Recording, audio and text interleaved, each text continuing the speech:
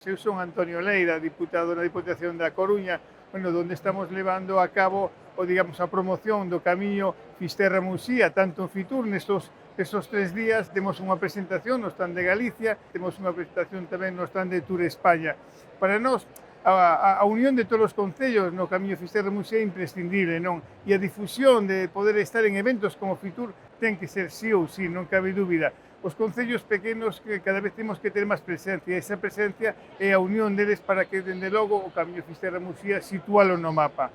Non solamente nos quedamos aquí, nos vamos para Inglaterra para